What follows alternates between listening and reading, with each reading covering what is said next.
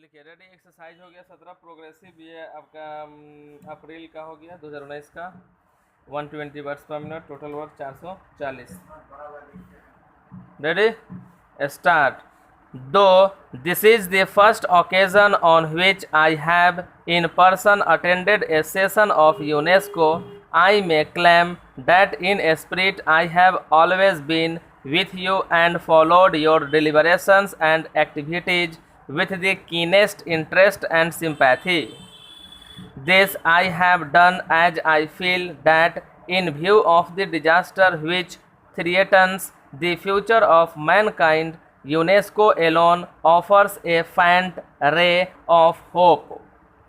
Mankind has in the course of the last century made phenomenal advances in knowledge and material prosperity but this progress has not been reflected in man's moral and political achievement. Increased knowledge has therefore led not only to a greater provision for comforts and victory over want and disease, but also, alas, to an increase in man's power for destruction. All men have a sense of community. It may well lead to common ruin for all. It is only through a re-education of man that we can create that sense of psychological unity and common citizenship which the technological unity achieved by the advance of modern science requires of man. This is the reason why in 1949, when the Indian National Commission for Cooperation with UNESCO was founded, I placed such great emphasis on the importance of UNESCO's work.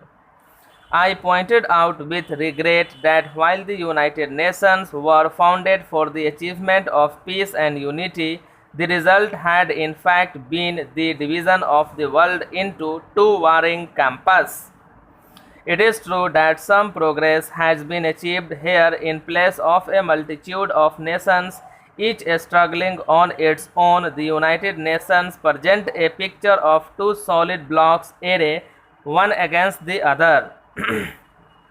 Nevertheless, to any man who looks forward to cooperation and friendship among nations, this picture can bring no message of hope. It seems that the only hope lies in UNESCO, which asks to achieve unity in the field of education, science and culture even among those who are politically divided. I feel that if UNESCO could achieve its objectives and create understanding between different nations on the cultural plan, there is hope that with time the cultural understanding would make itself felt in the economic and political fields also.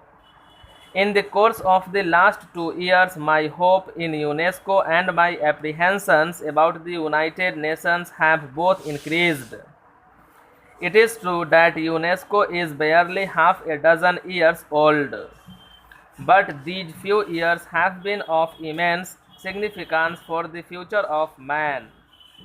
This period has revealed fissures in our political and intellectual attitudes which, unless